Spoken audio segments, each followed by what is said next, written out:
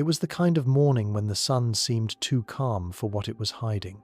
At 7:47 a.m. Eastern Time, on the 29th of October, 2025, an object no larger than a forgotten moonlet brushed the edge of our star's inferno.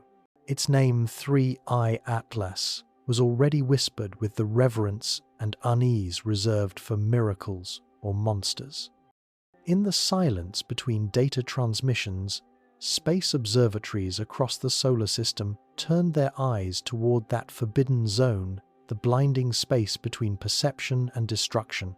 Behind the sun, where human eyes could not look, the universe was performing a secret experiment. For months, astronomers had tracked Atlas's steady dive toward perihelion, the closest point in its orbit to our Sunday. They expected decay, fragmentation, a final flare before silence. That is what comets do, they crumble under the sun's unrelenting radiance. But what happened next was no ordinary death spiral. Atlas brightened with such violence, such precision, that it seemed less like a comet disintegrating and more like a system powering on. The data began as a whisper in the sensors of Stereo A, SOHO, and GOES, 193 watchful machines strung across the solar system, designed to map solar storms, not mysteries. What they captured defied the centuries of certainty that had followed Newton, Einstein, and Hawking-like commandments. A surge in luminosity unfathomably steep burst from Atlas's core, pushing its apparent brightness far beyond what volatile ice or rock could explain. Worse still, its color had changed. The object now gleamed with a spectral tint bluer than the sun itself, an optical impossibility for anything reflecting sunlight rather than generating it. There was no way to explain it through albedo, dust scattering, or surface temperature. Blue meant heat. Blue meant energy. Blue meant that something, deep within the interstellar interloper, was burning hotter than 5,800 Kelvin, the temperature of the sun's photosphere, and yet it survived. It glowed without disintegrating. In a universe ruled by thermodynamics, where energy always demands a price, Atlas appeared to cheat the cosmic ledger.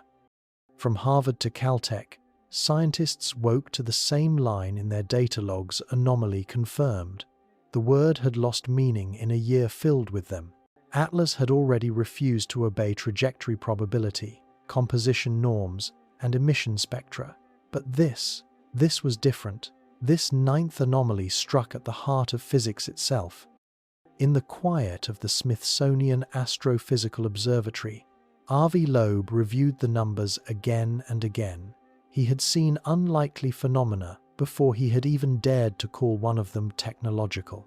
But the precision of Atlas's brightness curve, the intensity of its color shift, and the absence of fragmentation suggested a control that nature rarely exercised. He wrote simply, "Does it employ an energy source hotter than our star?" A question that should have belonged to myth, not a peer-reviewed paper. Meanwhile, Earth's rotation carried telescopes into shadow. The object was hidden by solar conjunction, lost behind the blinding body of our star. For the first time, humanity's instruments were deaf to the universe precisely when they needed to listen most. The sun, our ancient giver of light, had become a veil, a cosmic curtain drawn between knowledge and revelation. And yet the instruments in orbit persisted. Stereo A, launched 2 decades earlier, now raced slightly ahead of Earth in its orbit, its twin long dead. It peered back toward the sun, toward the unseen side where Atlas burned. Its cameras HI-1 and Core-2 recorded the faint outlines of something vast, surrounded by an expanding halo nearly 300,000 kilometers wide, the distance between Earth and the Moon. It was not a diffuse coma of dust, but a structured radiance, sharply defined, as if emanating from a geometric surface. Simultaneously, SOHO, the aging sentinel at the L, one point between Earth and Sun, used its Lascaux coronagraphs to filter the blinding light. It too saw the same impossible bloom, a symmetric flare, expanding, cooling, then flaring again in perfect cycles. The pattern was mechanical in rhythm, like breathing. And then there was GOES 19, the youngest of the Watchers, a meteorological satellite repurposed by curiosity.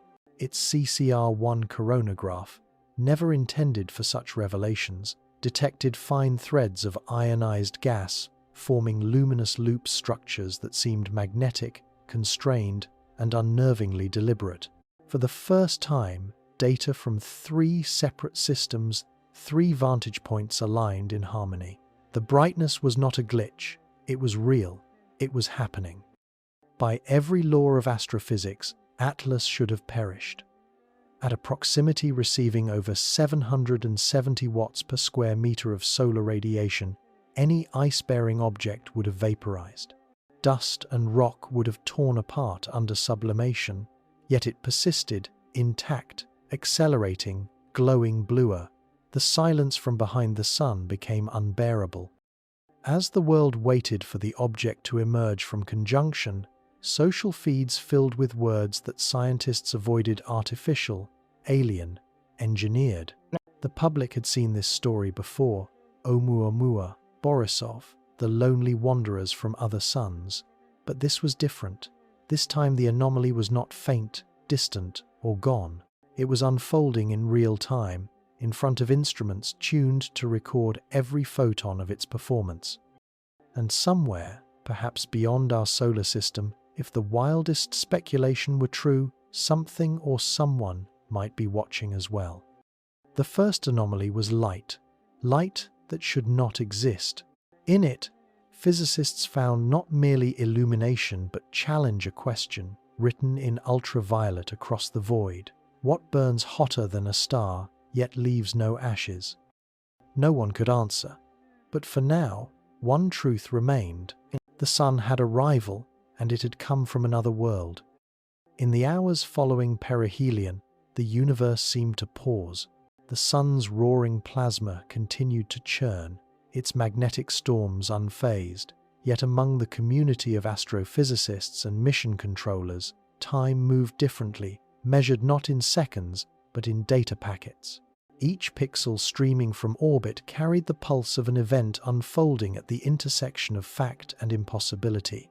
The Object 3I Atlas was no longer a distant curiosity. It was a living enigma, burning beneath the face of our own star.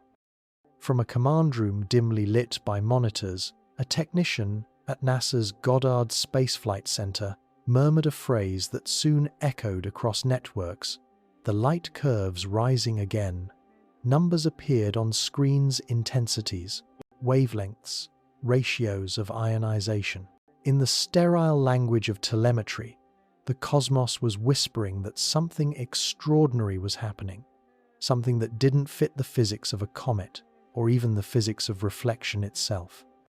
Stereo A's heliospheric imager first captured the flare, a bloom of spectral brilliance expanding from Atlas like a slow explosion, symmetrical and unhurried.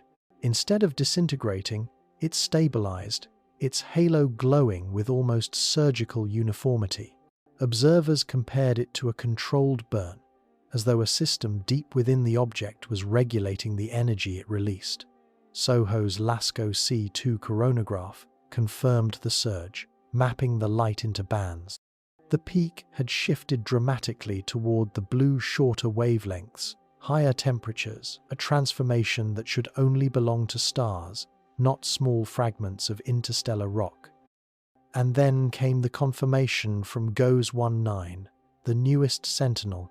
Its CCR-1 coronagraph caught a phenomenon so immense that its algorithms hesitated to label it a shell of charged particles expanding over 300,000 kilometers, wrapping the object like an aura. The pattern of luminosity was dense at its core, fading outward not as a diffuse coma, but as if light itself were being structured, folded by fields invisible yet precise. It was not chaos, it was choreography. For the scientists reviewing the combined telemetry, the realization came slowly, layered in disbelief. Brightness variations that matched no known rotational pattern. A spectral gradient implying internal temperature regulation. Polarization readings that fluctuated not randomly but rhythmically, as though following a hidden signal. The data felt alive, orchestrated, as though Atlas itself were aware of its own observation. For years, physicists had warned against anthropomorphizing cosmic phenomena. Nature is indifferent, they said. Stars do not perform, they persist. But here, at the edge of the sun's glare, was something that refused indifference. R.V. Loeb, in his Cambridge office, stared at the data overlay, a light curve so steep it looked less like reflection and more like ignition.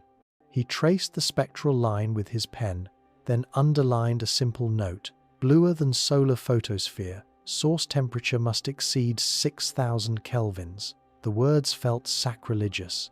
If correct, it would mean that Atlas was not simply reflecting sunlight, it was emitting its own light, its own heat, in a way that only fusion or advanced power systems could produce. Still, the scientist in him resisted awe. "We cannot assign intention," he said to a journalist who asked if he believed it was artificial. "But we cannot dismiss thermodynamics either." For all their restraint, even the most skeptical astronomers could not ignore the sequence of anomalies growing like chapters in an impossible novel. The trajectory too perfect, the composition too metallic, the brightness too deliberate. And now this, the color, the bluest light humanity had ever seen from a non-stellar object. As the hours passed, more observatories joined the effort. The European Space Agency's solar orbiter adjusted its instruments to cross-validate readings, while deep space antennas in Canberra and Madrid synchronized to track radio reflections. Every beam of light, every photon scattering from Atlas was precious. The data streamed through global networks, a torrent of information so vast that supercomputers were assigned to parse it in real time. Somewhere in that flood, scientists hoped, lay the signature that could separate nature from design. On the 30th of October, the combined brightness from all observing instruments exceeded predictions by an order of magnitude. The object was not merely surviving perihelion, it was amplifying. Instead of disintegration, it seemed to be harvesting the sun's radiation, feeding on it. The corona around Atlas thickened, radiating with such intensity that some algorithms mistook it for a small flare erupting from the sun's limb. The boundary between solar and interstellar blurred. To explain it, researchers reached for metaphors as ancient as the stars. "It's like watching Icarus fly through the sun's breath," one said, "and rise instead of fall." But no myth could soften the implication. If Atlas truly possessed an energy source surpassing solar temperature, humanity was staring at a phenomenon that bridged the gap between stellar mechanics and technological control, something neither comet nor craft, but a synthesis of both. Meanwhile, deep within NASA's archives, engineers ran heat-resistance simulations. They tested hypothetical materials, nickel-iron alloys, composite shells, reflective lattices, and none could endure such sustained exposure without degradation. "It should be dust by now," a materials scientist muttered. Yet the telemetry showed structure persistent, coherent, constant in albedo. As word spread, scientific caution collided with public fascination.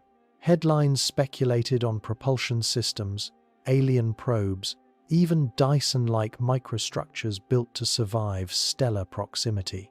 The professional community tried to steer discourse back to evidence, but in the absence of an explanation, imagination filled the vacuum. Still, amid the speculation, a few agreed on one sobering truth: this was the first time humanity had observed an interstellar object during its closest passage to a star.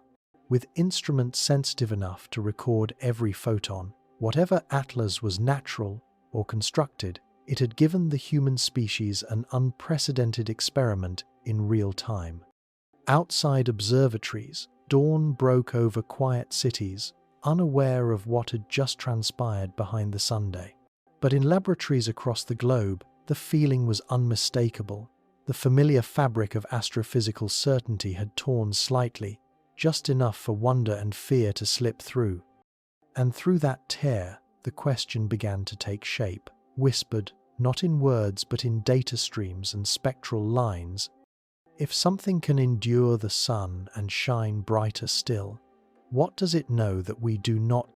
Before the blue flare, before the whispers of artificial heat and impossible orbits, there was only a speck of movement against the dark.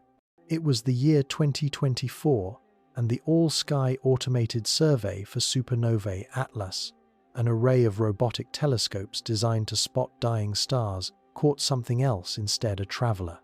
Not a flare, not a nova, but a slow, deliberate light, dim yet distinct, crossing the silent backdrop of space.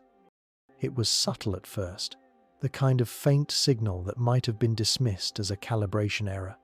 But over weeks, that speck traced a path inconsistent with anything bound to the Sunday. Analysts at the University of Hawaii logged its motion. Data from Pan, stars, confirmed it an object plunging toward the inner solar system on a hyperbolic trajectory. Not an asteroid, not a comet. Something interstellar, something that came from the outside. Its designation came soon after 3I Atlas, the third confirmed interstellar object ever detected after Oumuamua in 2017 and Borisov in 2019. But even in those early days, Atlas seemed different. While Borisov was unmistakably a comet, shedding ice and dust in the sunlight, and Oumuamua remained elusive, a fragment of geometry and speculation, Atlas presented contradictions from the moment of its discovery. It was vast, reflecting light with a steadiness inconsistent with tumbling rock. Its brightness changed too slowly, too deliberately.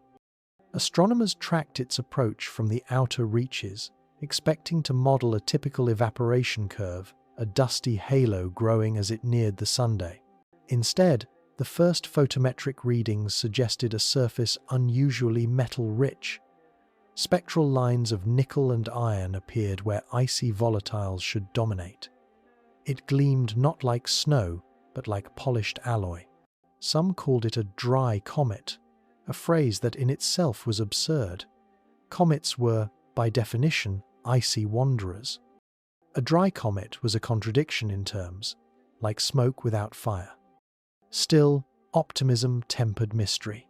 Scientists catalogued it as a curiosity, perhaps a fragment from a dead planetary core, an ancient shard ejected from some distant system.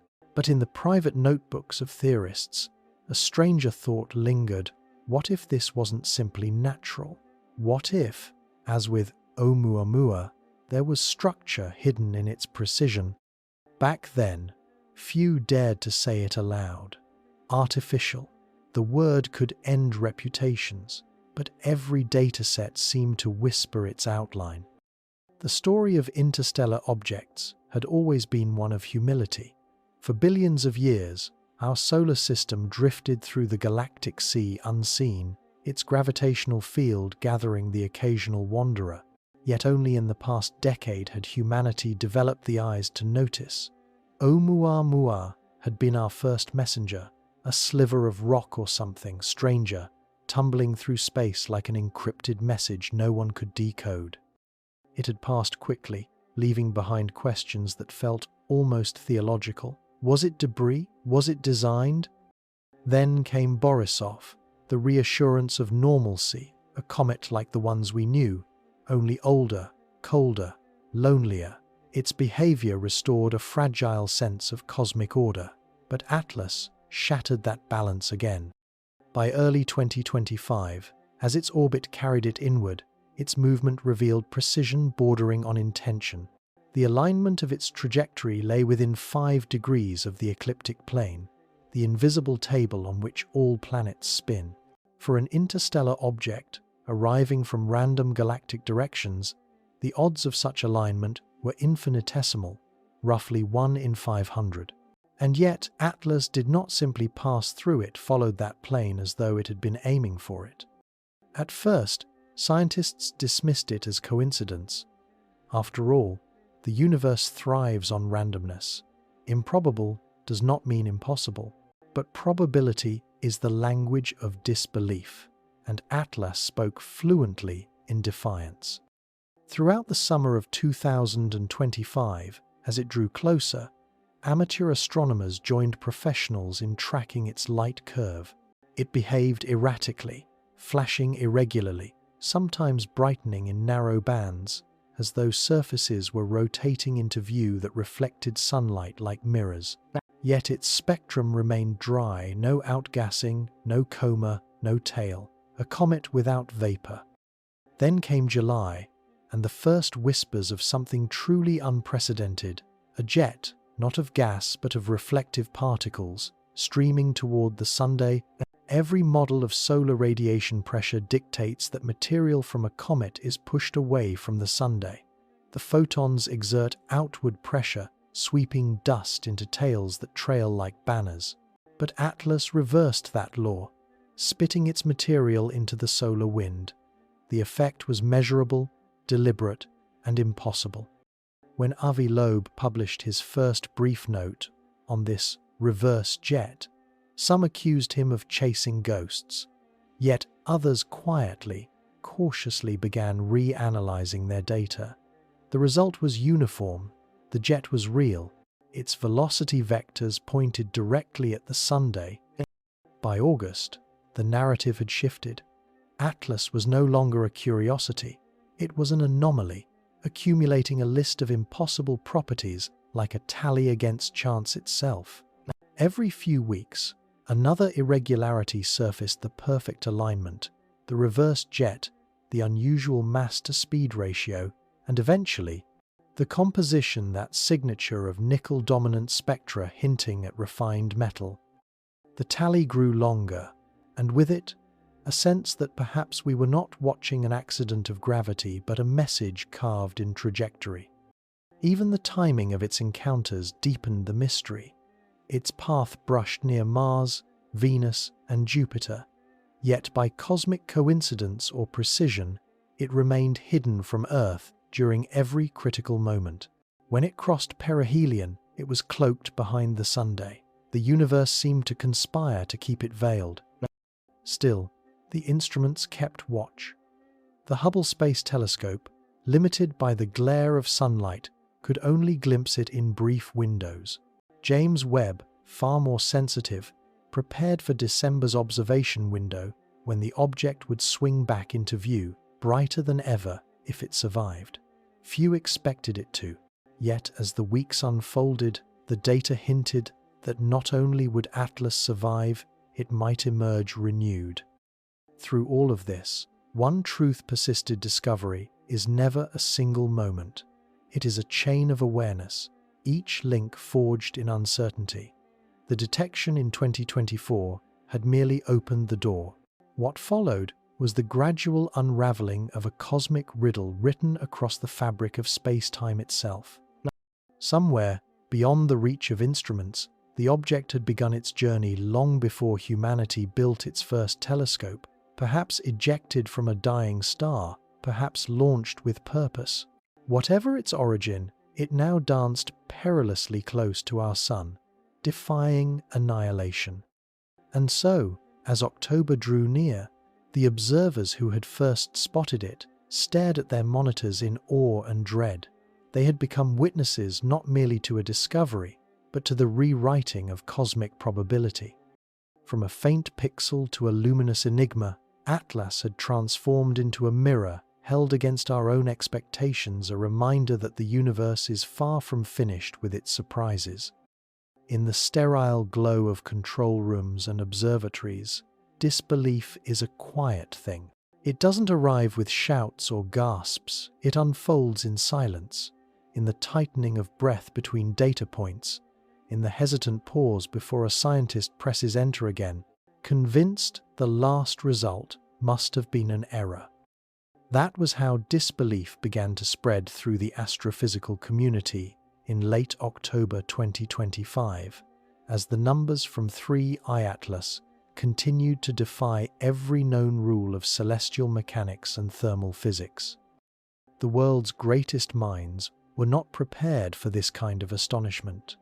They had been trained to chase anomalies, yes, but not ones that seemed to whisper intention. Every new observation of Atlas left the air a little heavier in observatories from Cambridge to Princeton, from ESO's La Silla Observatory to the Mauna Kea summit, where astronomers leaned into their monitors like monks staring at scripture written by an unkind god. Avi Loeb, ever the lightning rod for controversy, became the reluctant voice of a new scientific unease. His early paper had dared to suggest what others only muttered in private, that the object's increasing luminosity and blue shift could imply a form of energy generation, not mere reflection. His colleagues, cautious and rational, called for restraint.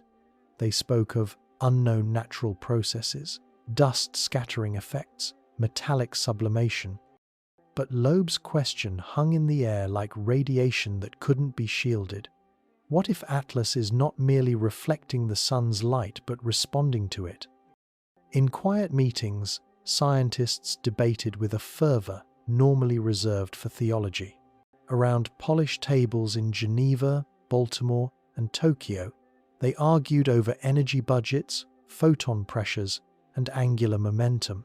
Could an interstellar object, naturally formed, produce heat higher than the solar photosphere without self-destruction? Could the brightness increase be the product of electromagnetic interactions unknown to modern physics?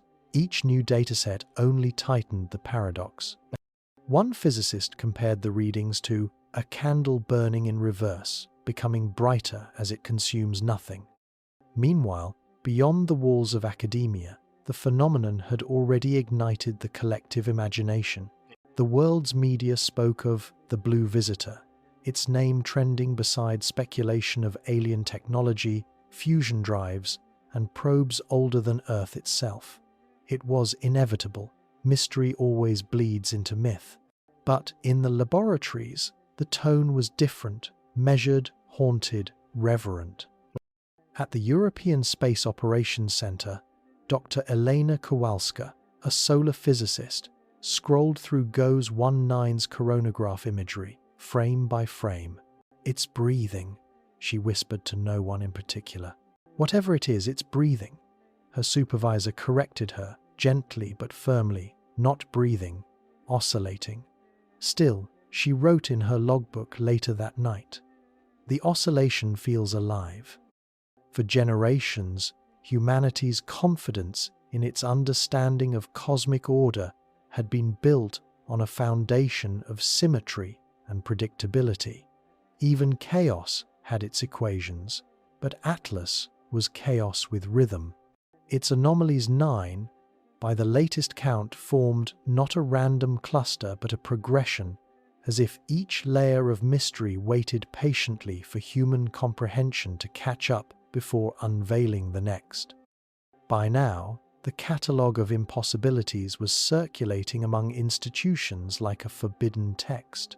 The improbable trajectory, the reverse solar jet, the nickel-heavy metallic composition, the dryness beyond any comet, the polarization signature unseen in nature, the coincidental alignment with the 1977 wow signal, and now, most devastatingly, the blue spectrum hotter than the Sunday. Each defied explanation. Together, they dismantled it. An astronomer at the Jet Propulsion Laboratory attempted to calculate the statistical likelihood that all 9 could occur naturally. His conclusion, 1 in 10 quadrillions, spread like wildfire across internal channels before being quietly redacted from official communications. To publish such a number was to invite a storm of speculation that science wasn't ready to face. But numbers are stubborn, they resist denial. At CERN, particle physicists, drawn by curiosity more than jurisdiction, ran simulations of potential energy mechanisms. Could cosmic rays interacting with metallic hydrogen create such luminescence? Could plasma resonance within a structured lattice explain the polarization? The results came back inconclusive but tantalizing.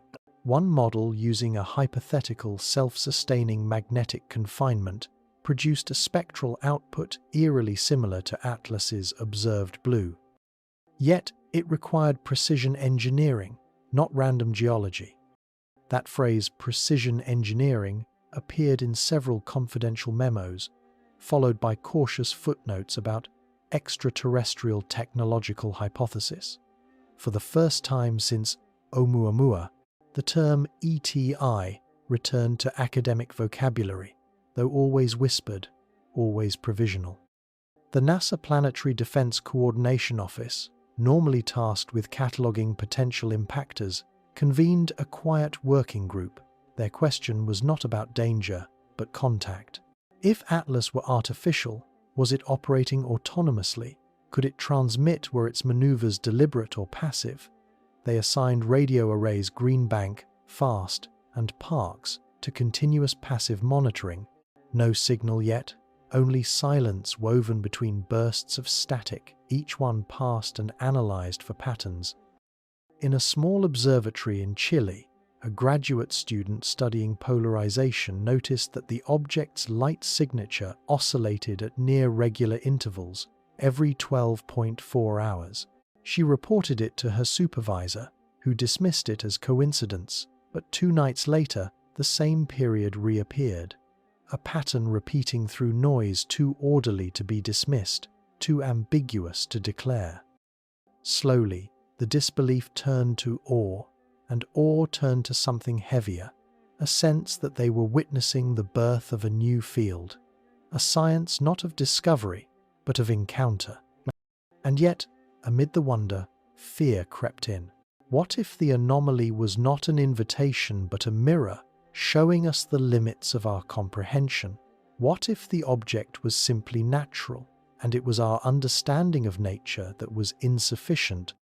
Einstein once said that the most incomprehensible thing about the universe is that it is comprehensible. Atlas was testing the edges of that truth.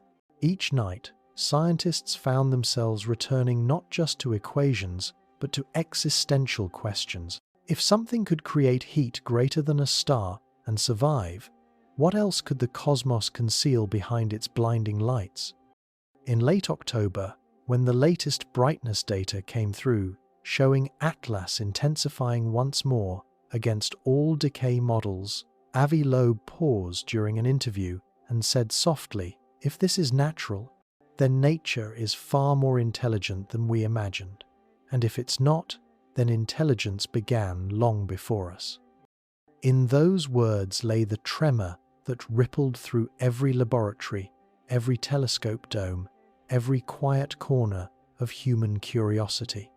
The shock of the impossible was no longer scientific, it was spiritual. For the first time in history, humanity stared at an object that might be both alive with physics and haunted by intention. Long before the blue light, before the whisper of impossible energy, there was geometry. An object born in another system should obey the language of chaos, its arrival direction, random, its inclination, arbitrary. The galaxy is not a neat clockwork, but a storm of vectors, each star flinging debris into interstellar night like sparks from a cosmic forge. Statistically, an interstellar object entering our solar system should approach from any of billions of orientations, intersecting our ecliptic, the plane of the planets, at some sharp and improbable angle. And yet, 3I Atlas did not. It came almost perfectly aligned with the invisible table on which all planets spin, just 5 degrees from the ecliptic, so exact it could pass unnoticed amid the orbits of worlds. That angle was no accident of mathematics. It was a violation of probability itself. To visualize this, imagine a pool table adrift in space, the planets rolling in their silent ellipses upon its surface. Now imagine a marble hurled from a neighboring star, hurtling from the darkness. It should strike the table from above or below, ricochet off in a random direction, or never touch it at all. But Atlas didn't ricochet. It entered the table's plane, sliding across its smooth surface as though it had been guided by the invisible hand of precision. The probability of such alignment by chance, 0.2%, according to orbital simulations, was lower than the odds of lightning striking the same tree twice on two different planets. Yet there it was, crossing the Sun's realm as though tracing the same geometrical script that binds Earth, Venus, Mars, and Jupiter. At the Minor Planet Center in Cambridge, the Discovery team stared at the early orbital parameters in disbelief. The inclination, eccentricity, and perihelion distance all conspired to whisper order, not chaos. It wasn't simply passing through, it was moving with. The initial press release called it a remarkably coplanar trajectory. In private, the language was less cautious. It's flying on our plane. When the orbital diagrams were first published, lines of blue and orange traced their elegant paths. Earth's orbit in blue, Atlas's hyperbolic path in orange nearly indistinguishable. For students of celestial mechanics, it was beautiful and deeply unsettling. In that slender angle lay the first fracture in the idea of coincidence. R.V. Loeb, analyzing the dataset, described it as the kind of precision you'd expect from navigation, not nature. But to others, it evoked something grander. If nature itself could engineer such alignment, then perhaps gravity had patterns we had yet to understand, hidden symmetries, resonances between systems. Maybe Atlas had not come randomly at all but was drawn here, subtly guided by forces spanning light years. Still, there was unease. The solar system is vast, the ecliptic is thin. For an object to enter it so cleanly meant it had been traveling that way for unimaginable distances, maintaining an almost sacred geometry across interstellar emptiness. What cosmic event could have set it on such a path? Some proposed that Atlas was ejected from a planetary disk similar to ours, a world once warmed by its own star, long since dead. Its trajectory might be the fossil of that ancient system's alignment, preserved across millions of years. Yet even that explanation strained under the data. For such stability to persist, its ejection, velocity, gravitational encounters, and galactic drift would all need to conspire perfectly, a coincidence beyond reason. And then came the timing. The trajectory didn't just align spatially, it synchronized temporally. Atlas's passage through the inner solar system occurred when three planets, Mars, Venus, and Jupiter, occupied near-resonant positions along its route. As if, by celestial choreography, their gravity wells opened like gateways along a preordained corridor. Scientists called it the triple coincidence. The odds of such alignment, less than 1 in 10 million, defied even the generous bounds of randomness. One theoretician, speaking anonymously, muttered, "It's as if it planned to pass the checkpoints." But there was no evidence of planning, only motion, beautiful, silent, and exact. Nature, after all, is the ultimate engineer, and sometimes its precision mocks our imagination. Yet the alignment carried a whisper of unease through the astrophysical world. To Loeb and others who remembered Oumuamua, the parallels were undeniable. That first interstellar visitor, too, had followed an oddly stable trajectory, one that seemed almost premeditated in its efficiency. But Oumuamua had come and gone before instruments could see its secrets. Atlas, by contrast, lingered, offering a live broadcast of the improbable. In conference rooms from Pasadena to Berlin, scientists debated what this meant. Some argued for gravitational coincidences, the luck of orbital mechanics amplified by selection bias. Others began to wonder if there was something deeper at work, perhaps galactic dynamics creating invisible lanes, rivers of gravity threading through the Milky Way, guiding debris along certain preferred inclination. If so, Atlas might not be the first of its kind, merely the first we'd caught crossing one of those cosmic currents. Still, others clung to an unsettling thought that Atlas's path was not the result of being pushed by forces, but aimed by will. A trajectory so precise, so cooperative with our planetary plane, might signify something intentional, a course chosen long before humanity learned to dream of space. In his private notes, Loeb recorded a thought he never published. Perhaps it was never meant to pass unnoticed. Perhaps alignment is not a coincidence, but a language. Outside academia, journalists began to pick up the phrase, the impossible path. The idea captured imaginations, an object from another star, threading the needle of our solar system as if it had always known the route. The poetry of it was irresistible. But in the language of physics, beauty is not proof. Models continued, simulations multiplied, and skepticism persisted. The cosmos is a vast roulette of motion. Improbable does not mean impossible. Yet, as data accumulated, even the skeptics fell silent. The first anomaly had been measured, confirmed, and logged. A 0.2% chance made flesh and metal, drifting like a needle over the grooves of the solar system's ancient record. For some, it was the universe showing off. For others, it was the first sign of company. And somewhere between those two possibilities, science stood motionless, staring at a line on a graph that refused to curve away from wonder. It began in silence, as all great cosmic rebellions do. In July of 2025, when 3I Atlas was still an unassuming visitor carving its way toward the heart of our solar system, a strange plume appeared in the data from SOHO and Stereo A. It was faint at first, a thread of reflected light, just bright enough to trace against the solar background.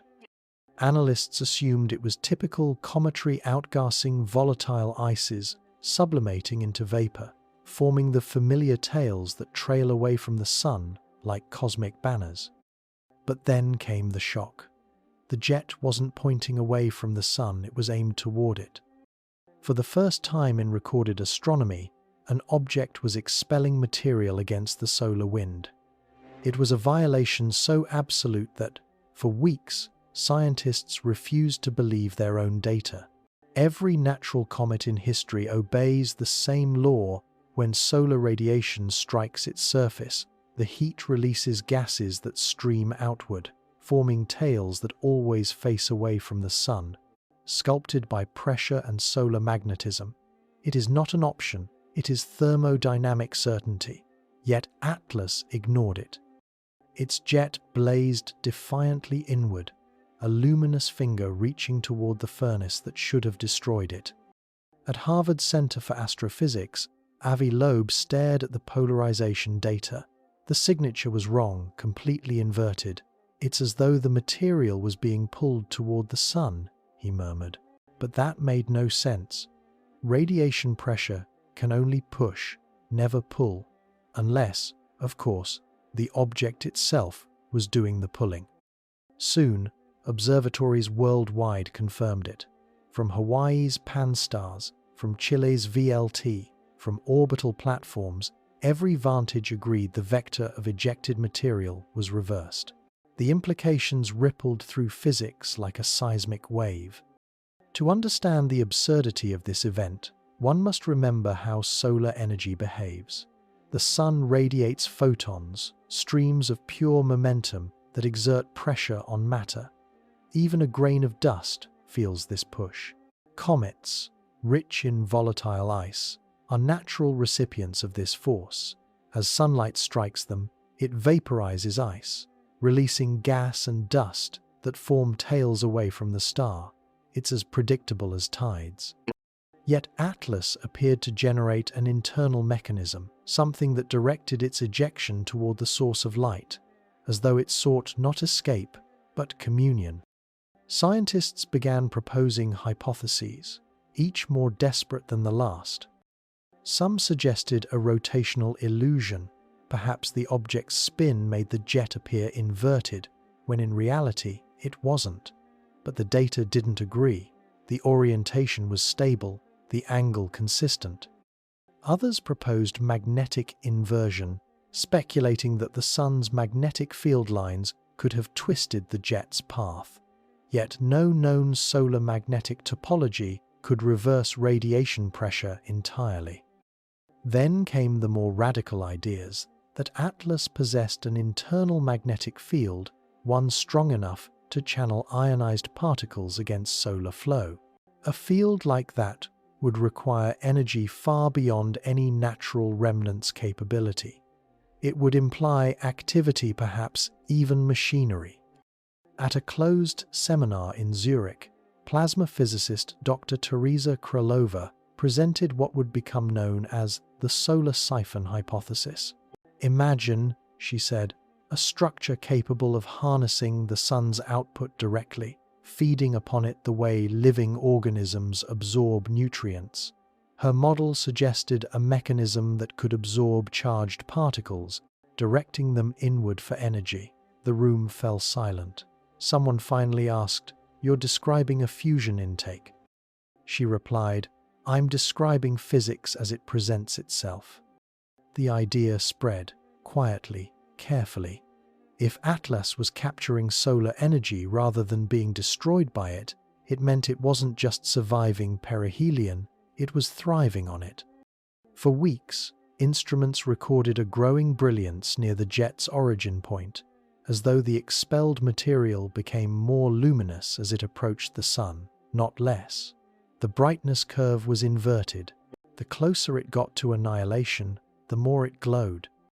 And there was symmetry.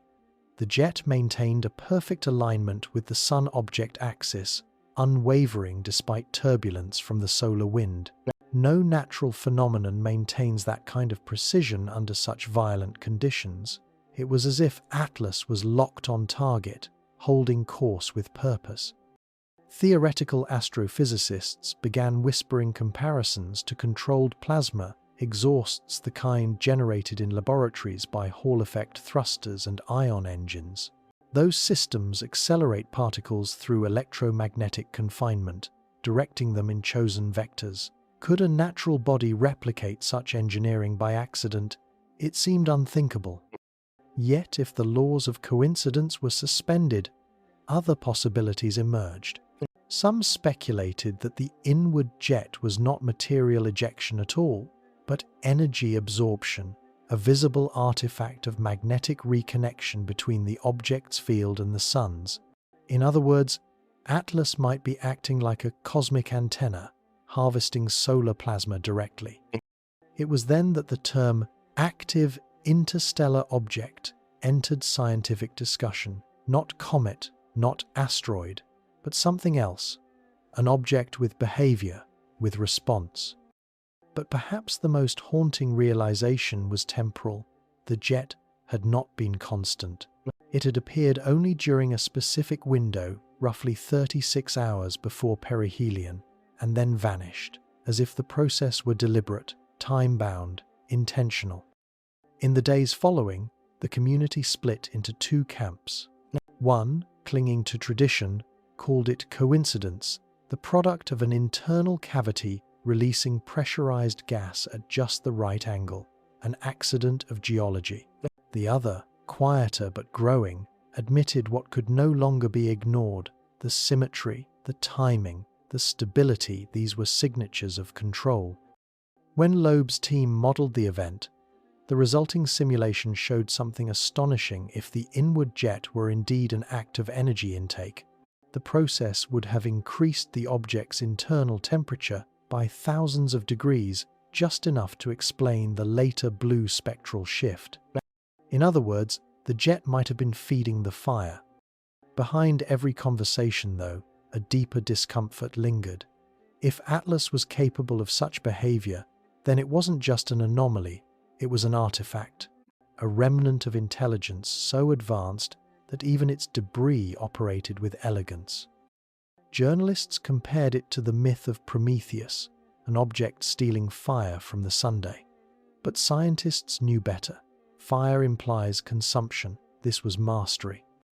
When the jet faded, leaving behind that quiet, persistent blue glow, a single realization echoed through the global network of observatories. Atlas had rewritten another law of nature. The sun had been defied, and physics had blinked first. Somewhere between heat and intention, between combustion and design, the universe had whispered its second secret. Not everything that faces the sun burns. Some things feed. By August 2025, the numbers were in, and they made no sense. 3 Atlas was massive, not by planetary standards perhaps, but by interstellar terms. It was a leviathan. Its dimensions, derived from light curve analysis and albedo modeling, suggested a body nearly a kilometer across, hundreds of times the size of Oumuamua and several times greater than 2 Borisov. Its estimated mass reached 1,000,000 times that of Oumuamua, yet it moved through the solar system faster than any comparable object ever recorded. To the astronomers compiling the data, it was as if someone had rewritten the laws of celestial inertia. In space, mass and speed are natural adversaries. Large bodies travel slower. Their own gravity resists acceleration. But Atlas, enormous and elegant, glided with impossible grace. The laws of orbital dynamics were being mocked in plain sight. At the Institute for Celestial Mechanics in Paris, a team of mathematicians worked through the equations again and again, adjusting parameters, rechecking for calibration errors. The result remained stubborn. Atlas was moving with a hyperbolic excess velocity exceeding 45 kilometers per second, fast enough to escape any star system's gravity, including ours. The equations refused to bend toward reason. The object's path wasn't chaotic, it was exquisitely smooth, almost algorithmic in precision. A smaller body could have been propelled by radiation pressure, like Oumuamua, whose thin shape had once inspired theories of solar sails. But a structure of Atlas's mass could not be accelerated by light. It would require an energy source of staggering magnitude, or propulsion of a kind unimagined. And yet it moved, effortlessly. Loeb called it a truck outrunning race cars. The metaphor stuck. Scientists began referring to Atlas as the heavy racer, a cosmic paradox, heavier than theory allowed, faster than probability permitted. The paradox deepened as new data arrived from Stereo A's High-1 camera. The object's acceleration pattern, subtle but measurable, showed deviations inconsistent with pure gravitational motion. There were brief intervals, mere hours apart, where its trajectory shifted by fractions of a degree, then stabilized again. Natural perturbations? Possibly, but they followed no discernible pattern of solar influence or planetary interaction. In physics, acceleration without force is forbidden, yet Atlas seemed to find a loophole. At MIT's Kavli Institute for Astrophysics, Dr. Time, Ria Mendel presented her team's findings. The energy required to alter the course of an object this massive would be equivalent to detonating millions of nuclear warheads simultaneously. But we're seeing changes gentle, sustained, coordinated. Either the force is internal or something external is guiding it. Something external. The words hung like static. Even the skeptics were losing ground. Some proposed outgassing thrust, a known phenomenon among comets, jets of evaporating material that nudge an object's path, but Atlas was dry, nearly devoid of ice. Its surface showed no signs of volatile escape, no coma, no exhaust trails that could explain such stability. Moreover, any natural outgassing would be chaotic, erratic. The motion of Atlas was anything but. Others turned to galactic mechanics.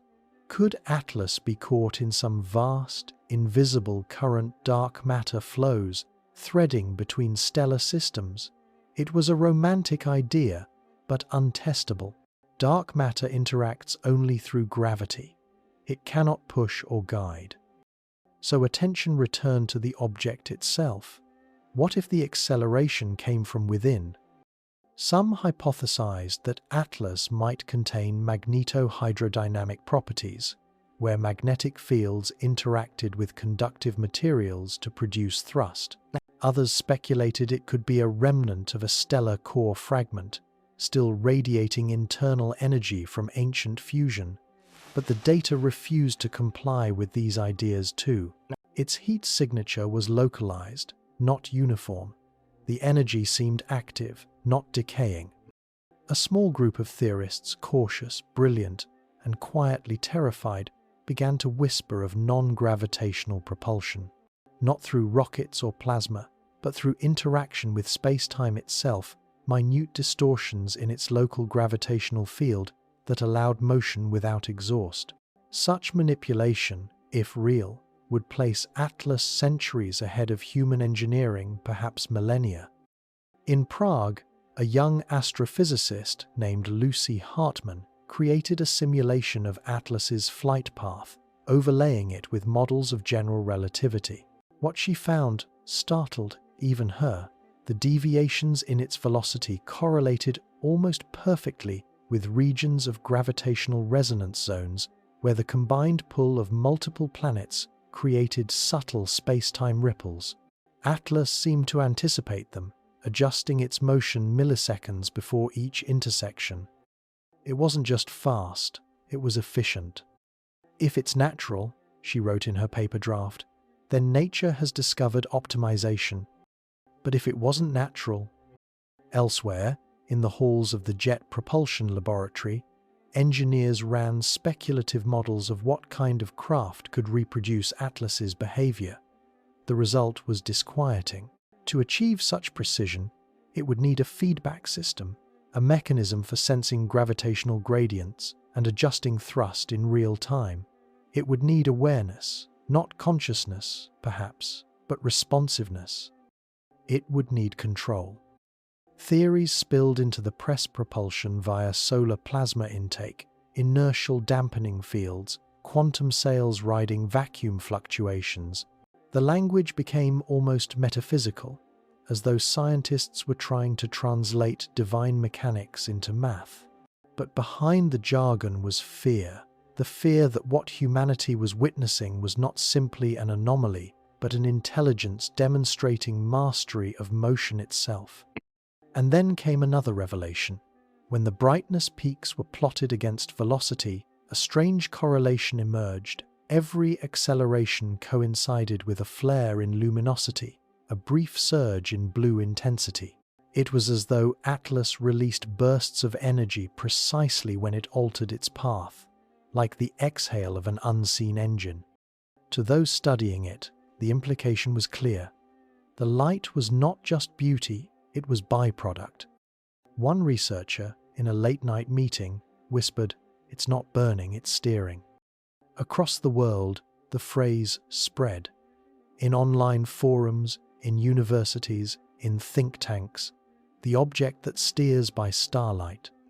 The paradox stood tall, massive, fast, unyielding, a mountain gliding like a feather through the solar wind. It forced scientists to confront an ancient truth once more: motion, in the absence of understanding, looks like intention. And as Atlas raced toward the sun, its blue aura deepening, humanity was left to wonder whether it was merely observing a new law of physics or the echo of a design that knew those laws too well. By September 2025, the question had changed. No longer what was 3i Atlas made of, but who or what process had made it that way. For hidden within the object's reflection spectrum, those faint fingerprints of light scattered from its surface was a secret that no one expected to find in interstellar debris. The infrared telescope facility in Hawaii was the first to detect it, an unusual dominance of nickel absorption lines. Nickel bright, metallic, dense, and stubbornly heat-resistant. In ordinary comets, it appears only in trace amounts, a byproduct of primordial mixing. But in Atlas, the ratio was reversed. The iron lines were faint, the nickel blazed strong. The object was richer in nickel than iron, an inversion unseen in any known natural body. On Earth, such a ratio does exist, but only in refined alloys.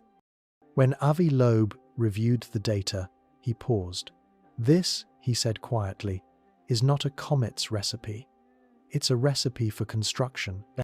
The phrase industrial composition entered the lexicon of the investigation.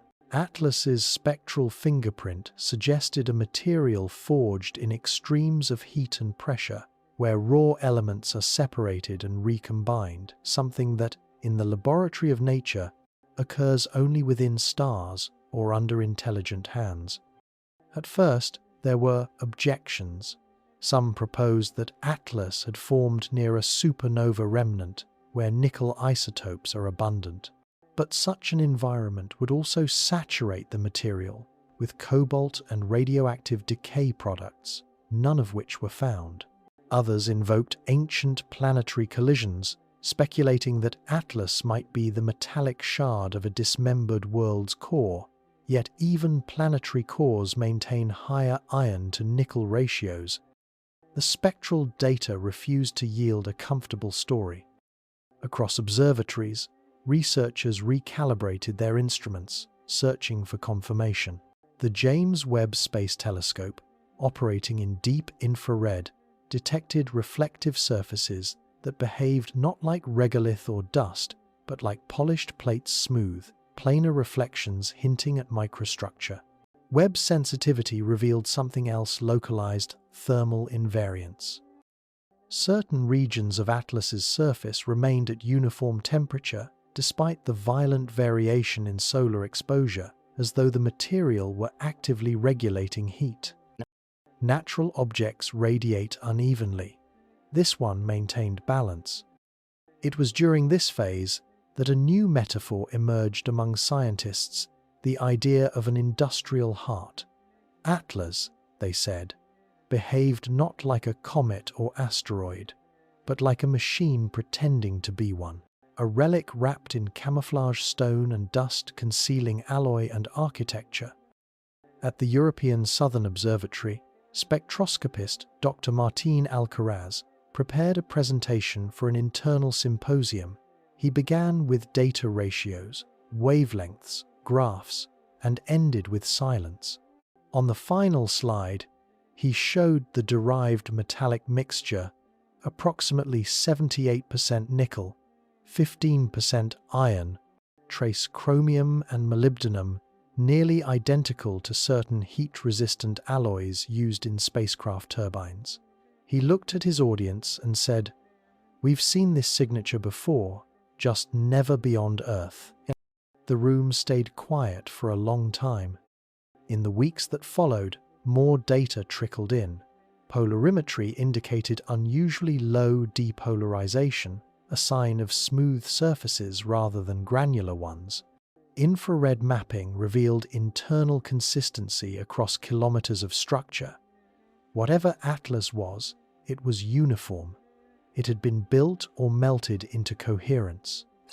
Skeptics proposed that perhaps the metallic proportion was the result of selective erosion. Volatile materials burned away, leaving only metallic remnants behind. But even erosion has patterns of chaos. Atlas's uniformity suggested something else, an object optimized to endure the violence of stars. A comet born of chance would carry water, dust, and carbon. Atlas carried durability.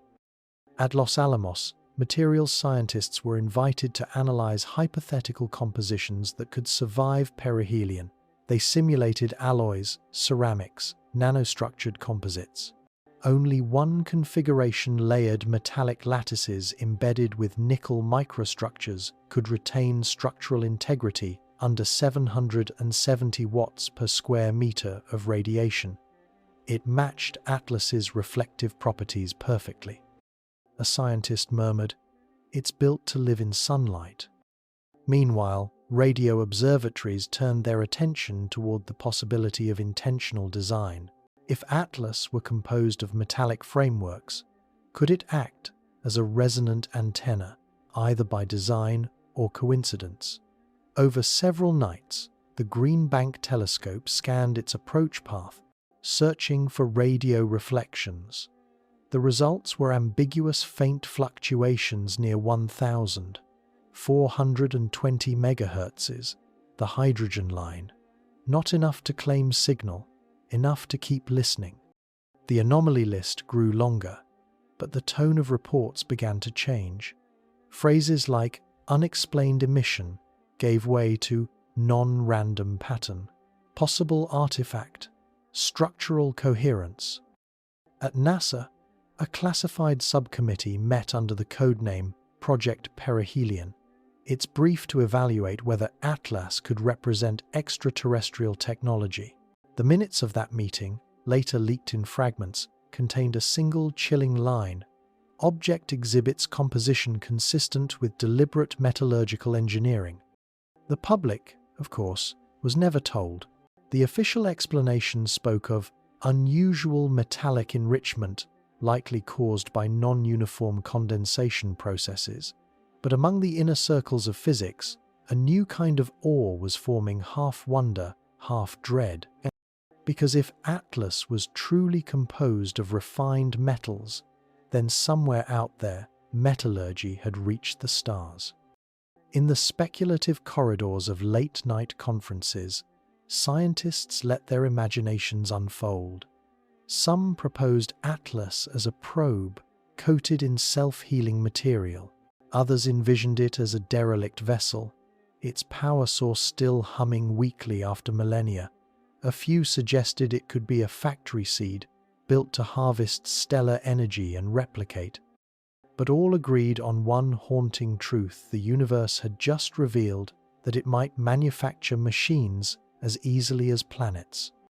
And if this was the case, then perhaps 3I Atlas was not an intruder at all, but a messenger, a fragment of someone else's industry, drifting between suns, still performing a task begun long before humanity learned to split atoms. When the September data session ended at the Smithsonian Center for Astrophysics, the team stared at the latest composite spectra on screen, a glinting curve of light that looked disturbingly intentional.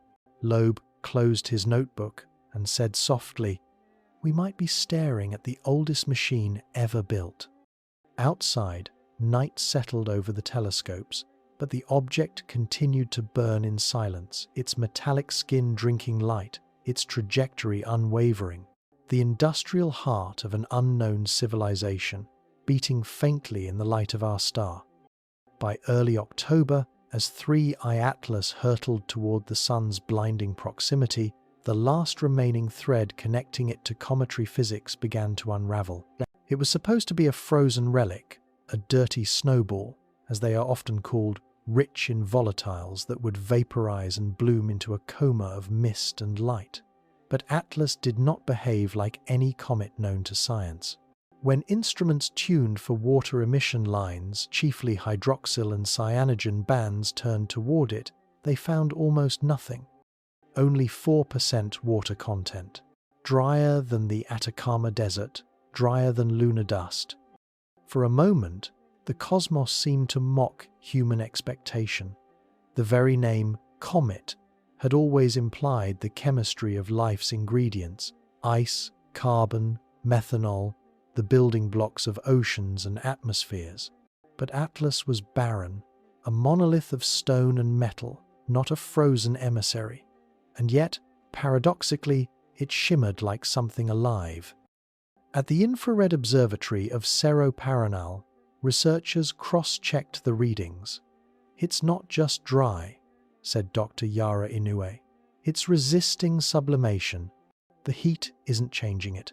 Indeed, as Atlas plunged through radiation levels that should have stripped its surface bare, it remained intact, almost indifferent to the sun's fury. That discovery should have calmed the scientific world. After all, dryness can be explained by composition, but it did the opposite, because dryness alone couldn't account for what came next. Polarimetry, the study of how light becomes oriented as it reflects, revealed a fingerprint that nature had never produced. When light bounces off surfaces, it becomes polarized depending on the texture, composition, and structure of what it touches. Astronomers use this polarization pattern as a diagnostic tool, a cosmic fingerprint. Every known material, ice, rock, metal, dust, has a distinct polarization signature. It's how scientists identify comets, asteroids, and even exoplanet atmospheres across unimaginable distances. But Atlas's polarization was impossible. It wasn't merely strong, it was inverted. The vector of polarization rotated opposite to what scattering theory predicted, as though the reflected light had passed through a lattice of precision-engineered surfaces before escaping into space. When compared to the polarization archives of known celestial objects, thousands of comets, asteroids, and meteors, none matched, not even close. In a private memo circulated among international observatories, the anomaly was described bluntly. The polarization signature of Atlas does not correspond to any known natural surface or scattering model. Somewhere between the metallic skin and the dry crust, something strange was happening. Light was being ordered, not merely reflected. At ESO's polarization lab, Dr. Alcaraz ran the data through models designed for crystalline surfaces and metamaterial structures humans had barely begun to experiment with for photonic control. His findings were chilling. The pattern could only be reproduced by surfaces composed of microscopic repeating geometries, a grid or lattice fine enough to interact with light's electromagnetic field. Nature could carve rough symmetry through chance, but it could not design at nanoscopic precision. The implication lingered unspoken. If Atlas's surface exhibited this structure, then its makers, whoever they were, understood light itself as material. When the first polarization maps were released under peer review, the scientific tone softened, but the subtext remained electric. Terms like nonlinear scattering, unusual surface ordering, and non-random coherence populated the pages. Yet beneath the careful language, the truth was emerging. Atlas wasn't just reflecting sunlight, it was shaping it. To some, this sounded like art. To others, like technology. Meanwhile, new data from GOES-19's CCR-1 coronagraph revealed faint, luminous arcs surrounding the object, thin halos of light that pulsed in regular intervals. They weren't gas emissions or debris. Their periodicity was too precise. The brightness of each pulse matched variations in polarization, suggesting that Atlas might be modulating light. It was not simply bright, it was communicating through radiance. Of course, communication requires intention, and intention remained unprovable. But the pattern's rhythmic elegance invited a dangerous question. Was Atlas broadcasting, or merely resonating? Theorists proposed several models. One likened Atlas to a cosmic capacitor, its metallic structure storing and releasing charged particles as it interacted with the solar magnetic field. Another imagined it as a solar sensor, a probe designed to map electromagnetic environments of stars. In both cases, the object's dryness would make sense. It could not afford to lose shape or mass through sublimation if it were meant to survive such journeys repeatedly. But one model stood apart, the one that sent shivers through observatories. It proposed that the polarization inversion could be a signature of active shielding, that Atlas was wrapped in an electromagnetic cocoon, a barrier controlling the path of incoming solar energy. Such a design would allow it to regulate temperature, to endure perihelion unscathed, and to manipulate the light escaping its surface. If that were true, it was not a rock. it was a vessel. At Harvard, Loeb wrote another note in his ongoing diary of observations. Nature can be more inventive than our imagination, but when its inventions mirror ours too closely, we should ask if we are looking at nature or its teacher. Across the world, radio observatories once again pointed their dishes skyward. Some believed that if Atlas truly modulated light, it might also scatter radio waves. For a few brief hours in mid-October, a spike was detected, faint, broadband, irregular. It lasted only seconds, vanishing before verification. Some dismissed it as solar interference. Others quietly archived the data for later. The object itself remained unbothered, slipping deeper into the sun's radiance like something at home there.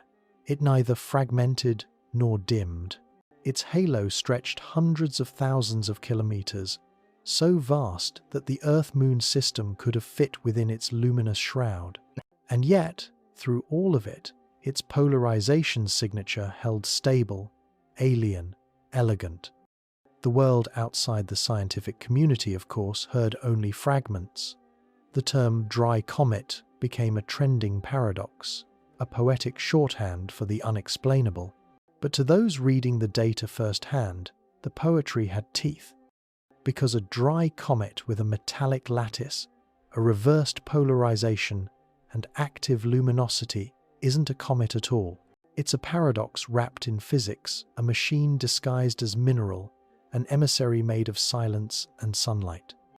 And as the data streamed in quiet, endless, beautiful, one realization took root among those who watched. Atlas wasn't reflecting the Sunday, it was answering it. If the story of 3I Atlas were only about metal, light and gravity, it might have remained a tale of physics. But in mid-October 2025, a new coincidence emerged, one so profound that it cracked the veneer of scientific restraint. It wasn't a fresh dataset or a new image, it was a direction. When Atlas's inbound trajectory was mapped precisely against the celestial grid, it intersected with a familiar coordinate, a place in the sky that had haunted radio astronomers for nearly half a century. Right ascension nitjain tutugu oktverm, declination plus tutugu ochure. The same coordinates from which the mysterious wow signal of 1977 had arrived.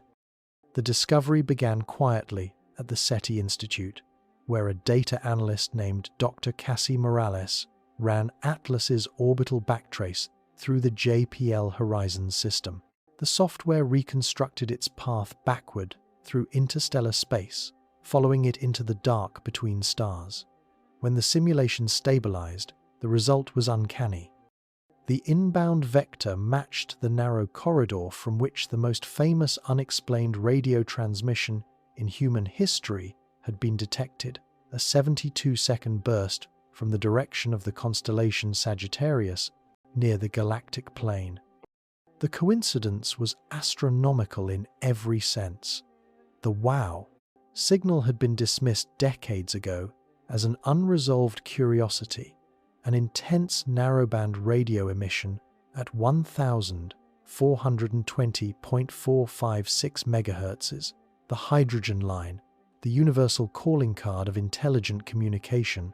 It had never repeated. But now, half a century later, an interstellar object had entered our system from that same precise direction. For some, it was enough to reignite every dream and every fear. The first person to connect the dots publicly was Loeb himself. In a short interview, he remarked, "If the trajectory points toward the same region as the 1977 signal, then either we're witnessing coincidence of cosmic proportions or we've just been revisited by the same storyteller." His phrasing, "the same storyteller," spread faster than any technical explanation could. It was poetic, evocative, and terrifying. At first, the professional community tried to dampen the fire. SETI researchers warned that coincidence was common, space is vast, and celestial alignments happen. The wow signal's location was uncertain within a few degrees. But as more data refined Atlas's path, the overlap became too precise to dismiss. The directional error margin between the two events was less than 1 degree, like two arrows shot across half a century, landing in the same spot on the cosmic target. And yet, coincidence or not, the symbolism was irresistible. Humanity had received a whisper once, and now something had arrived from that very corridor of the sky. At Ohio State University, where the original signal had been captured by the Big Ear radio telescope, a small group of retired engineers reopened their archives. They studied the old printout, Jerry Eamon's famous red pen scrawl, "Wow," in the margin. The frequency, the intensity, the shape of the signal, all of it burned into the collective mythology of scientific curiosity. To them, Atlas's arrival from the same vector felt like the echo of a forgotten message finally answered. Avi Loeb's team went further. Using modern sky mapping tools, they modeled Atlas's possible origin point based on its speed and trajectory. The path traced back to a region near Chi Sagittarii, a cluster of stars roughly 220 light-years away. No known pulsars, no active nebulae. But nearby, there were two sun-like stars, both quiet, both stable, both old enough to host long-lived planetary systems. The coincidence deepened into a hypothesis: what if the WOW with signal had been sent not as a message, but as a beacon, and Atlas was its physical counterpart, launched along the same corridor of space? It was speculative, yes, but speculation is the ember that keeps science alive. SETI facilities in Greenbank, Parks and Fast turned their ears toward the object once more. They listened in the hydrogen line, in X-band, in microwave frequencies. For days, they heard nothing but the static of solar interference. Then, on October 23, a faint, rhythmic pulse emerged, barely distinguishable from noise, buried under the sun's radio background. It lasted only moments, a sequence of 3 sharp modulations repeating twice before vanishing. No one claimed it as proof. The analysis teams remained cautious, their official language measured. But privately, several researchers admitted the obvious. The signal's timing corresponded exactly with Atlas's rotation period, the same 12.4-hour cycle first noticed weeks earlier. The silence that followed was not emptiness, it was tension, a feeling that something vast and unnameable had leaned ever so slightly toward us, then retreated again. The press began to call Atlas the answer to the WOW. Headlines screamed of alien return, of cosmic conversation. Scientists recoiled, but the parallel was undeniable. The same direction, the same frequency, the same quiet defiance of explanation. In closed meetings, the narrative took a darker tone. If the object was indeed connected to that half-century-old signal, then it might not be a messenger, it could be a probe. Not broadcasting, but observing. Its blue flare at perihelion could be its method of recharge, a refueling act using the sun's energy before continuing onward. Some even theorized it might be waiting for something, or someone, to respond. At JPL, a debate began: should Earth transmit back? The international scientific community hesitated. To send a response, even a simple hydrogen line beacon, would be to admit our awareness, to announce not just that we are listening, but that we understand. The question hung unspoken: if Atlas is listening, who else might be? The International Telecommunication Union quietly issued advisories forbidding any unsanctioned transmission. The public would never hear of it, but a silence pact was formed, perhaps the most human of all responses to wonder fear disguised as prudence. Still, among scientists, the coincidence refused to fade. One researcher at the SETI Institute summed it up best: if this is coincidence, it's the universe playing with symmetry, and if it isn't, then we are standing at the edge of a story 50 years in the making.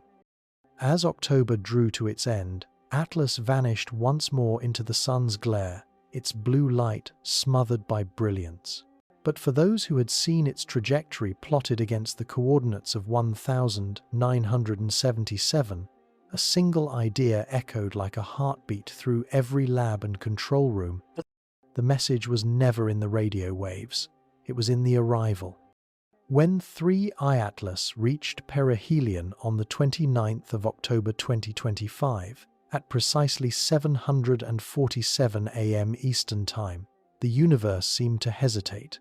For a moment, all the laws that had comforted humanity for centuries, thermodynamics, reflectivity, radiation equilibrium, stood suspended above the data streams flowing from a dozen observatories. On their screens, scientists saw light that should not exist. It began as a simple brightness spike. In the hours surrounding perihelion, SOHO's LASCO and GOES 19's CCR1 coronagraphs registered a surge of luminous intensity far exceeding predicted albedo. But as instruments recalibrated, another, more profound revelation emerged. The wavelength peak had shifted. The reflected light from Atlas was no longer white, nor golden, nor even neutral. It was blue. Not bluish, not tinted, bluer, distinctly and measurably bluer than the sun itself. To the untrained eye, that might sound trivial, but to physics, it was heresy. No natural body reflecting sunlight can appear bluer than its source. The reason lies in temperature and scattering. Dust and ice scatter shorter wavelengths, reddening sunlight, not intensifying its blue. Even highly reflective metals only mirror the solar spectrum, they cannot enrich it. For an object to emit light bluer than the sun, it must be hotter than the sun's 5,800 Kelvin photosphere. And so, the unthinkable conclusion arose: Atlas had become, for a brief moment, hotter than a star. At Harvard, Loeb summarized it simply in his report. If confirmed, this indicates an internal energy source surpassing stellar temperature. Such an observation is unprecedented in natural bodies. Unprecedented and impossible. The phenomenon persisted for 46 minutes. During that window, the brightness profile of Atlas increased by nearly 240%, its color index climbing toward the blue spectrum's extreme. When plotted against comparison stars, its hue matched that of a Type F0 star radiating like an object between 7,000 and 7,500 Kelvin. Then, as swiftly as it had appeared, the excess light faded, leaving behind only residual luminescence.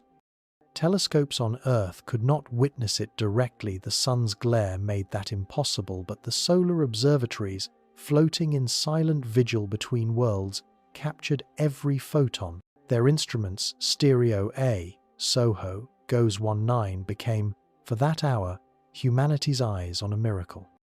The data baffled every discipline. Thermodynamics forbade it, material physics mocked it, even quantum mechanics, that most permissive of frameworks, found no loophole that could allow a small, non-nuclear object to outshine the very furnace that illuminated it. There were only two possibilities.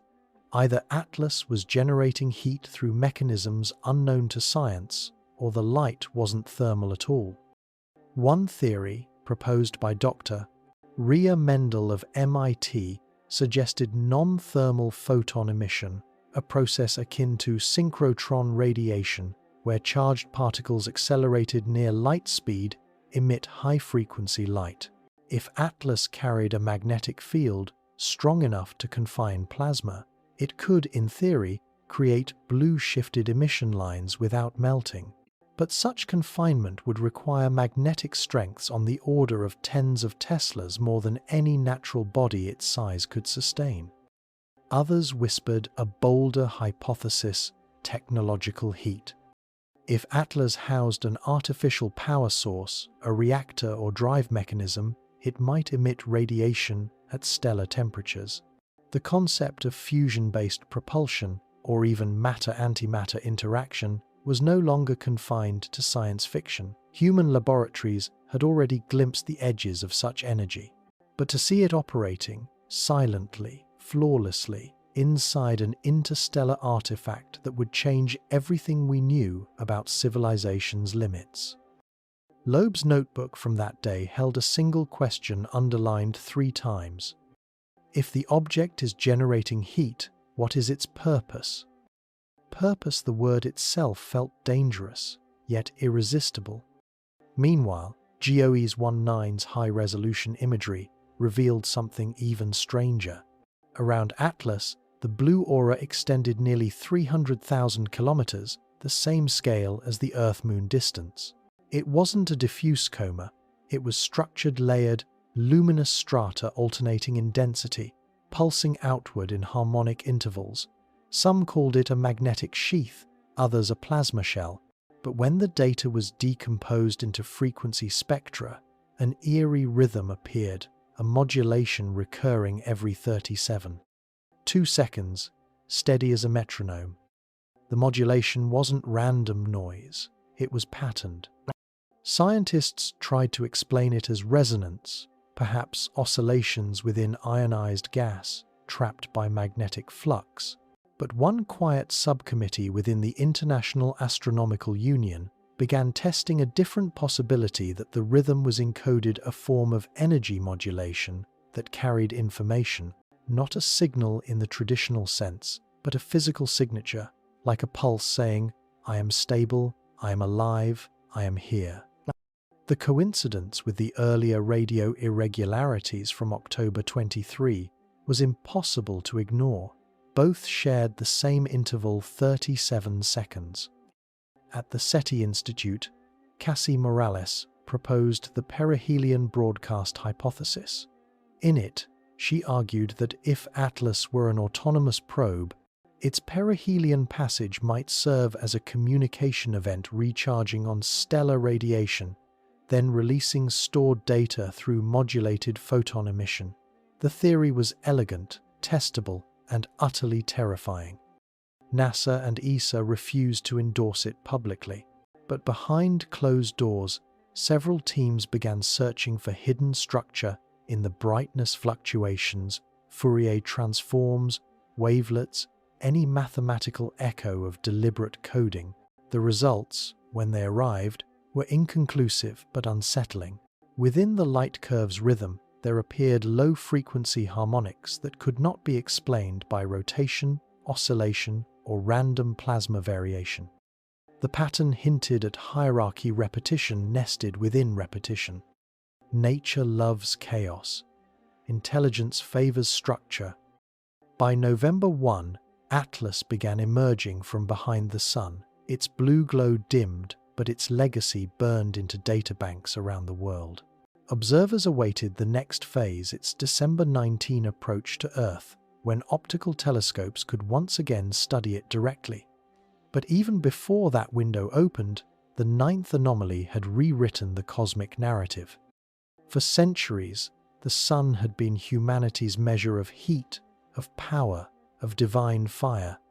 And yet, in the span of less than an hour, a fragment of darkness had burned brighter. In a press briefing at Harvard, Loeb concluded with a sentence that rippled through science like a quiet confession. If something smaller than a mountain can shine bluer than the sun, then our definition of what it means to be a star may no longer belong only to nature.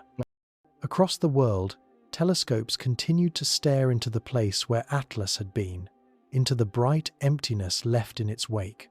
The sun, eternal and indifferent, resumed its rhythm. But for those who had witnessed the blue flare, dawn would never look the same again. Because for the first time in human history, something had rivaled the star that gave us life and survived to tell the tale.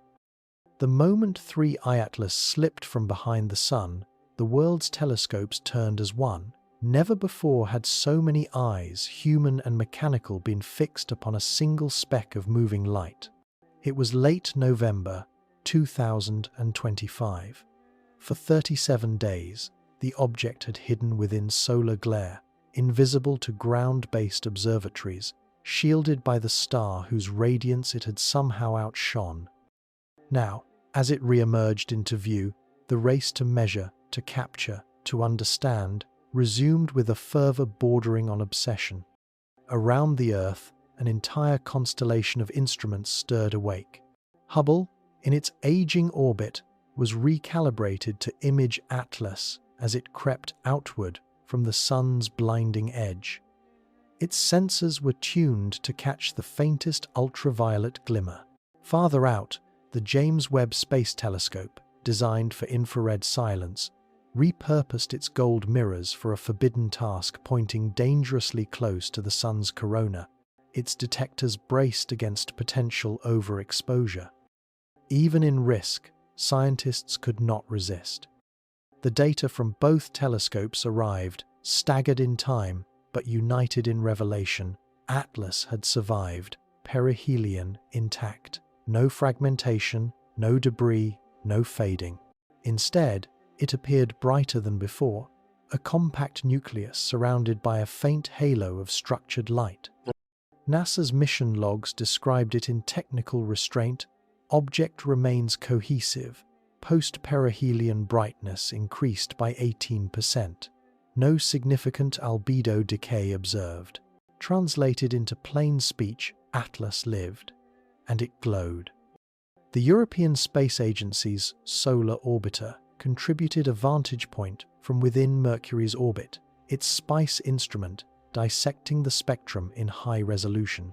The lines it captured, ionized magnesium, neutral nickel, and an unknown emission near 390 nanometers, did not belong to any known cometary process. The 390 nanometers peak in particular puzzled scientists. It was a narrow, coherent line, resembling stimulated emission, a laser line, born not of chaos but control. In laboratories across continents, researchers examined the data with reverence usually reserved for sacred text. The word coherent appeared again and again in the analysis papers. Coherence is the fingerprint of purpose, the difference between a flame and a signal. At the Square Kilometre Array Pathfinder in Western Australia, radio dishes scanned Atlas's path continuously, their algorithms tuned to strip away solar noise. In the early hours of December 3, a faint pulse returned a narrow-band burst near the hydrogen line, repeating with the same 37.2-second interval recorded at perihelion.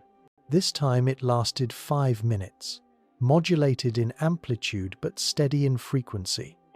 When the burst ceased, it left behind a silence so heavy that several operators forgot to speak. The official report classified it as anomalous but unverified. Unofficially, whispers spread across private channels. The intervals matched those of the light modulation, the same rhythm, now repeating in 2 different mediums, light and radio, 2 languages of energy, speaking in harmony. By the first week of December, the object was fully visible again in twilight skies just above the horizon after sunset, where the sun's dying light met the night. Ground-based observatories across the world joined the campaign. Keck, VLT, Subaru, Gran Telescopio Canarias. Atlas became the most observed object in the solar system, second only to the sun itself. The data streams poured in ceaselessly, terabytes of spectra, light curves, polarization matrices, time-resolved imaging. Teams coordinated across 12 time zones, passing data like relay batons. No one wanted to sleep. History was unfolding too quickly for rest. It was then that a new anomaly surfaced, one subtler, but no less profound. When plotted against the background stars, Atlas's trajectory showed minute oscillations, tiny deviations in position, occurring in synchrony with the 37-second cycle. Each shift measured no more than a few hundred meters, yet it repeated with mechanical precision. There was no known cause. Solar wind fluctuations couldn't account for it. Gravitational tides were too weak. The object appeared to vibrate in place, like a heartbeat. At Caltech, Dr. Mendel suggested the unthinkable: the oscillations might represent internal mechanical motion, perhaps panels, vents, or field generators modulating energy exchange. The idea sounded absurd, but the math didn't lie. The positional shifts matched power fluctuations in the spectral data. Every light pulse coincided with a micro-movement. Something inside Atlas was working. Theorists rushed to model it. Some invoked quantum propulsion interaction with zero-point fields allowing momentum exchange without mass ejection. Others speculated about adaptive plasma sheaths, an electromagnetic system maintaining stability through vibration. Whatever it was, it operated with elegance no human technology could rival. Meanwhile, Earth's observatories prepared for December 19, the date of closest approach. At that point, Atlas would pass roughly 0.3 astronomical units from Earth, close enough for radar mapping if it had been on the opposite side of its orbit. Loeb famously lamented, "If Earth had been 60 degrees farther along its path, we could have seen its surface in radar reflection. We would have known. Instead, humanity would have to settle for light." At NASA's Deep Space Network, the largest radio antennas were scheduled to record Atlas's radar backscatter anyway, in hopes of catching echoes. On December 12, they tried. A pulse was transmitted, and for a moment, only a moment, something answered. The echo returned faster than expected, stronger than expected, as if the target had amplified the signal before sending it back. The phase shift suggested coherent reflection, a property of intelligent materials. It was logged as possible resonance enhancement, then quietly classified. Meanwhile, as the object climbed into clearer view, telescopes captured it in exquisite detail. Atlas's nucleus was unlike anything previously seen. It wasn't irregular, like a comet's chaotic form, but smooth, geometric. A faint hexagonal symmetry emerged in composite images, perhaps artifact, perhaps truth. Around it shimmered the residual blue haze, no longer blinding, but still more vivid than the sun's scattered light. When the first reconstructed image reached public release, it ignited debate across the world.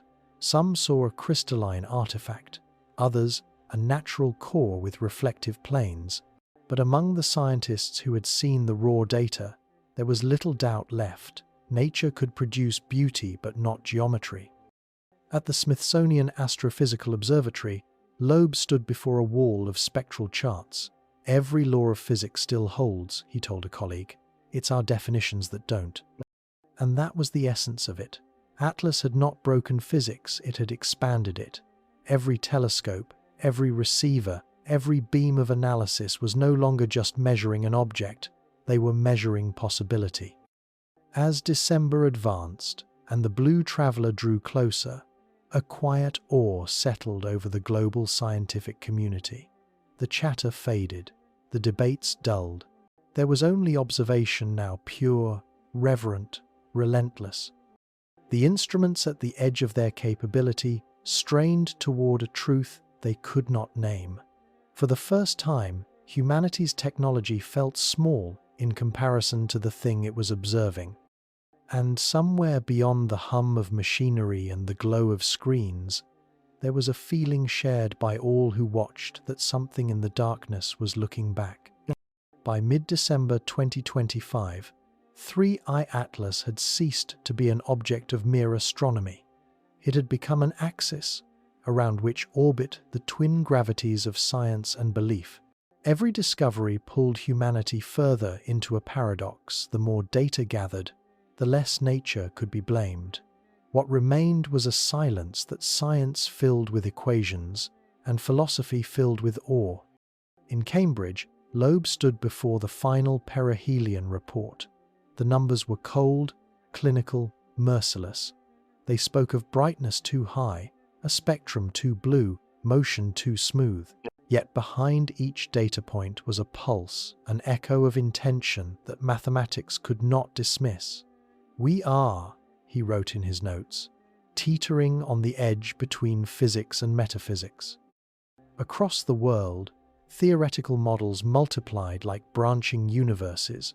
Some framed Atlas as a fusion reactor, harvesting solar plasma through magnetic induction.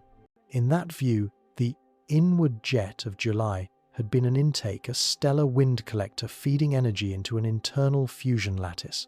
Others imagined a photon sail, not driven by pressure, but controlling it, using active metamaterials to invert radiation force, steering itself toward the sun to recharge. And then there were the daring few who whispered of quantum reflection engines, devices manipulating vacuum energy, bending inertia itself. To engineers, the idea was intoxicating propulsion without reaction mass, flight without fuel, movement by mastery of space-time geometry. But to philosophers of science, it was something else entirely, evidence that the cosmos might contain intelligence woven directly into its physical laws. At Princeton, Dr. Irene Mendez gave a lecture titled Thermodynamics of the Divine. She argued that if an object could generate heat beyond a star without consuming itself, it might operate in a regime where entropy is no longer a boundary, but a currency. Perhaps, she said softly. Atlas does not fight decay, it negotiates with it. The phrase became famous overnight, quoted across journals and sermons alike. Meanwhile, NASA and ESA convened joint sessions under increasing secrecy. The public was told that Atlas would soon make its closest approach, but the classified transcripts told a different story, mission directors debating how to respond if, during that approach, the object emitted a directed signal. Some argued for reciprocity, answer the light with light, the pulse with pulse. Others warned of cosmic etiquette, of first contact gone wrong. In the end, consensus formed around restraint. Humanity would listen, and only listen. But listening itself became an act of faith. As December 19 drew near, radio arrays around the world synchronized to a single heartbeat, 37-second intervals of expectation. Each silence between pulses felt almost sacred. Some operators confessed to feeling watched, as though the act of observation had reversed itself. "We are not measuring," one wrote in her log. "We are being measured." In a dim control room in Canberra, a junior engineer asked her supervisor a simple question. "What if it's not a visitor, but a mirror? What if it's showing us what we could become?" No one answered. The screens flickered with numbers that refused to settle. Outside the laboratories, the world had already turned the mystery into meaning. Artists painted the blue glow as a new Bethlehem star. Children wrote letters addressed to whoever lives inside Atlas. Philosophers compared it to the Platonic ideal geometry incarnate. And theologians, cautious but fascinated, spoke of it as a revelation written in thermodynamics instead of scripture. Yet for scientists, the awe was tempered by rigor. They knew that speculation must yield to measurement and measurement to truth. But as Loeb himself admitted in a televised interview, when the data describe a miracle, refusing to say the word doesn't make it less miraculous. The debates grew fierce. Was Atlas alive? Could life exist as machinery, fueled not by chemistry but by stellar fire? Could intelligence persist in metal and magnetism long after its creators were gone? Perhaps it was not a civilization's probe, but its memory a self-sustaining monument, traversing the galaxy, gathering energy from every star it met, a cosmic seed, eternal and unaging. Others proposed a more sobering possibility that Atlas was natural after all, born of physics yet revealing new laws. In that case, the wonder was no less. To find a mechanism of spontaneous order, a mineral heart capable of capturing and radiating energy beyond stellar limits, would demand rewriting every textbook. Either outcome meant the same thing: human comprehension had reached a threshold. And so, The old divide between science and spirituality began to dissolve. In observatories and cathedrals alike, people spoke of Atlas in the same tone, soft, reverent, trembling between dread and devotion. It was no longer the object, it had become the presence. The final week before closest approach, NASA issued a statement laced with cautious wonder. Further observation of Atlas continues to challenge current physical models. Regardless of origin, it represents a phenomenon of extraordinary educational value for understanding our place in the universe. Beneath the bureaucracy, there was humility. Humanity had glimpsed something vast, and for once, it bowed its head. Late one night, Loeb addressed his students via livestream from the dim corridor of Harvard's observatory. Behind him, a live feed of the object pulsed in serene blue. His voice was calm, but weighted with the magnitude of it all. "If this is technology," he said, "then the universe is older and more civilized than we imagined. And if it is nature, then nature itself is conscious. Either way, we are not alone in intelligence."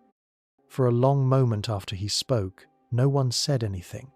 The students watched the pulse on the screen, 37 seconds of silence. Then a flare, a rhythm older than human speech, echoing through solar winds. Somewhere between physics and faith, between what could be proved and what could only be felt, the line between the observer and the observed began to blur. Humanity, for the first time, stood not just beneath the stars, but beside one face to face with the possibility that creation had learned to create itself. By the second week of December 2025, the waiting became unbearable. The world had been reduced to a rhythm of countdowns, 37-second intervals punctuated by silence, the slow breathing of an unseen engine gliding toward its nearest approach. 3I Atlas, the blue wanderer, the anomaly, the mirror of mankind's understanding, was about to pass within 45 million kilometers of Earth, close enough to study, far enough to remain untouchable. In observatories scattered across the night side of the planet, tension hummed through the air. No one spoke of sleep. No one dared miss the moment. Every screen glowed with telemetry velocity vectors, brightness curves, spectral overlays, magnetic field models, all orbiting one truth: Atlas was coming home to light. The James Webb Space Telescope had already aligned its mirrors for what would be the most sensitive observation of an interstellar object in history. Hubble, older but unyielding, would join it from a different angle, capturing visible light, while Webb sought the infrared heartbeat beneath.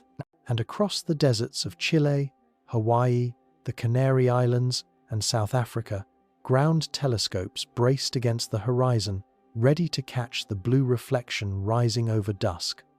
Humanity's eyes, machine, and mind were aligned with a precision to rival the object itself. In the hours before dawn on December 19, Loeb sat in the Harvard control room, surrounded by silence and the soft glow of data. His voice recorder was already running. "It's strange," he said quietly, "to wait for something that might change the definition of waiting." At Canberra's Deep Space Network, engineers initiated radar pings once more, this time using phased array synchronization across 3 continents. They weren't trying to communicate only to listen for an echo, any echo, in the darkness. The signals left Earth like invisible prayers, crossing millions of kilometers in a heartbeat, striking Atlas a few minutes later. The return came faint but structured. The echo didn't simply bounce back, it folded. Its frequency doubled and compressed as though the returning wave had been sculpted mid-flight. The analysis teams froze. There were no known materials that could refract radar energy that way. One physicist whispered the obvious: "It's processing the signal." And so, the debate that had smoldered for months ignited once more. Was Atlas alive? If it was a machine, then this was communication. If it was natural, then the universe itself had learned to imitate thought. Either way, December 19 would become a hinge in the story of consciousness. As twilight fell across the Americas, telescopes turned their lenses to the evening sky. The object appeared as a small, steady light, fainter than Venus, but unmistakably blue. To the naked eye, it shimmered like a star too close to Earth, its brightness rising and fading in near-perfect rhythm. Every 37 seconds, the same heartbeat of light. Even amateur astronomers could time it with stopwatches. In that steady pulse, millions found something more than data, something deeply human. Children watched it from rooftops. Pilots reported glimpsing it through the thin air above clouds. Poets wrote that a star has descended to speak with its maker. Meanwhile, the instruments kept recording. Webb's infrared sensors revealed the same impossible uniformity, temperatures holding steady across its metallic surface, despite radiation flux. Hubble's optical array captured a structure haloed in symmetric reflection, its geometry unchanged by solar stress. The blue glow, still inexplicable, persisted like an aura of defiance. At the European Southern Observatory, a young researcher named Lara Cienfuegos noted a fluctuation in the polarization phase lag. Every time the object's light peaked, there was a subtle delay, fractions of a second, before the blue intensity reached its maximum. She plotted the phase offsets into a timeline. The result was a pattern, a repeating sequence that could be read as binary. She hesitated before announcing it. The last thing any scientist wanted was to claim communication where there might only be coincidence. But when she compared her data with radio pulses from Green Bank, the same offsets appeared in radio as in light. The pattern was mirrored across mediums. 2 channels, 1 rhythm, 1 voice. By midnight GMT, the coordination network of observatories began decoding. The pattern wasn't random, it cycled through 21 distinct intervals, then reset. It didn't match any known mathematical constant or astrophysical process. It was structured, recursive, deliberate. At NASA's Goddard Center, a linguist was brought in not to translate, but to interpret the shape of meaning. "It's not language," she said softly after hours of analysis. "It's measurement. It's showing us how it counts." Across the world, people stared into the night, unaware that data scientists were staring at what might be the first self-declared metric of a non-human intelligence, a way of saying, "I observe the same universe you do." Yet amid the fever of discovery, fear crept quietly through official corridors. If Atlas could send, could it also receive? And if it was broadcasting, who else might be listening? In Washington, Geneva, and Beijing, private discussions turned toward contingency. Should Earth transmit back even a simple acknowledgement, or was silence safer than contact? For the first time since the dawn of radio astronomy, humanity's greatest minds reached consensus by refusal. No transmission, not yet. And still the blue light pulsed. In homes, observatories, temples, and airports, people stared upward, mesmerized by a point of light that seemed to hum across time. It had no voice, yet every 37 seconds it said the same thing to anyone willing to listen, that we are part of a dialogue older than our species, written in light instead of sound. When dawn came to Cambridge, Loeb stood at the observatory's window, pale sunlight spreading over the frost. The blue point faded into the day's glare, but he could still see its rhythm in memory. "It's not here to answer us," he said quietly to his students.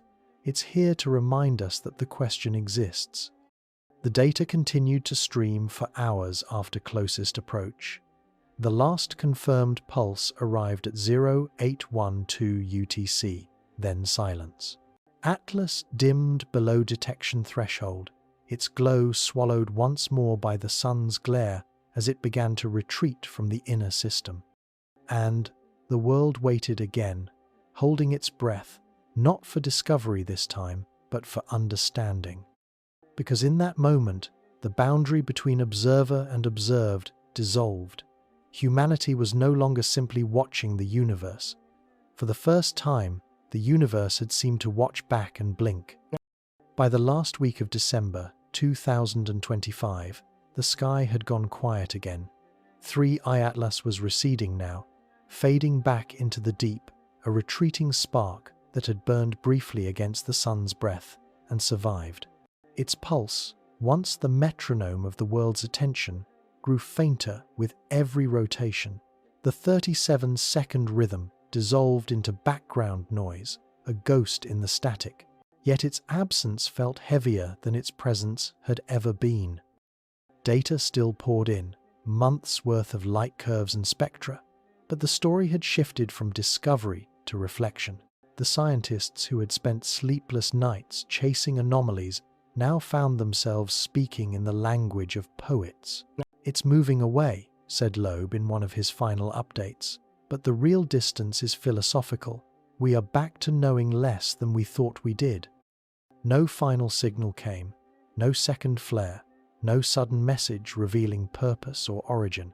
Only that impossible history, a visitor that had rewritten thermodynamics with beauty, traced geometry through chaos, and, for a brief season, outshone the Sunday.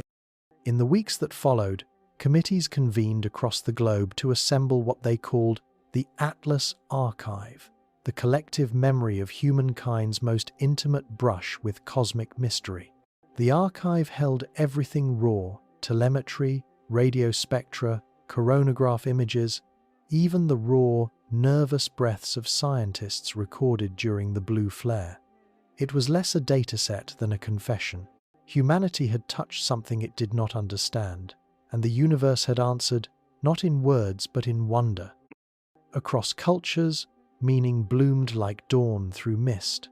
To physicists, Atlas was a revelation of natural law yet unseen, a proof that energy could organize itself into coherence without biology. To philosophers, it was a mirror of consciousness itself, proof that intelligence might not require neurons, only order. And to those who felt rather than reasoned, Atlas was something simpler, a gesture, a celestial nod from the other side of the cosmic equation, telling us that curiosity itself was sacred. The remaining brightness data, processed in late December, revealed one final secret. As the object faded into distance, its spectral line shifted subtly toward green, the color between blue and yellow, between the cold of intellect and the warmth of life. "It's changing tone," murmured an engineer at ESA's control center. "Maybe it's cooling," another replied. "Maybe it's saying goodbye." No one laughed. For all the theories and arguments, what remained was a shared humility. The cosmos had always been a cathedral of indifference, but Atlas had shown a flicker of participation, as if the universe itself longed to be seen. Whether machine, mineral, or miracle, it had folded our attention back upon ourselves, forcing the question that no telescope could answer. What does it mean to witness? Because watching Atlas had not been passive. It had changed those who watched. It had reminded humanity that the difference between the observer and the observed is only a matter of perspective, that light, once exchanged, binds both ends of its journey. In the final days of 2025, as winter settled over the northern hemisphere, a kind of peace followed the silence. The public turned their gaze elsewhere, but for astronomers, every twilight carried an echo of that blue shimmer, a memory of how the sky had once seemed to breathe. At Harvard, Loeb concluded his last note on the event. If it was artificial, then somewhere in the galaxy intelligence still burns bright. If it was natural, then the universe itself is far more intelligent than we are. Either way, we have met our reflection in the dark. The reflection, it seemed, was not in the stars, but in our response, the way human minds, confronted with the infinite, sought not control but comprehension. In that yearning lay our kinship with whatever or whoever had sent the traveler. And so, As the object vanished beyond the reach of light, the narrative that had begun with equations ended in something quieter, not conclusion, but continuity. The understanding that mysteries are not meant to be solved, only seen. For the sky had spoken, once, in a pulse of blue, and in the silence that followed, humanity learned to listen. The world turns, the sun rises, untroubled, its warmth spreading across oceans that never cared for miracles.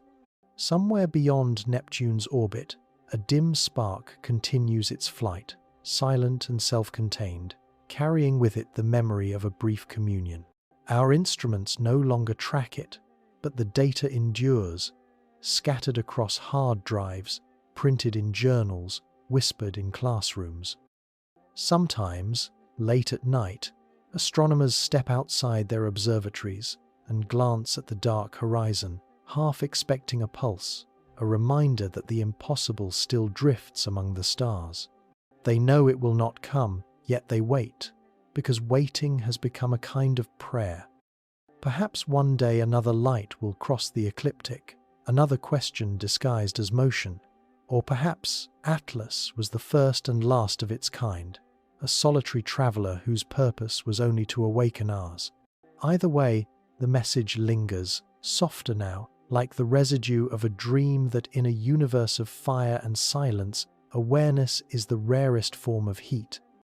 And somewhere in that silence, a line of photons continues outward blue, serene, eternal, carrying the story of a species that once looked up, saw its reflection in a foreign glow, and for a fleeting moment, understood. Sweet dreams.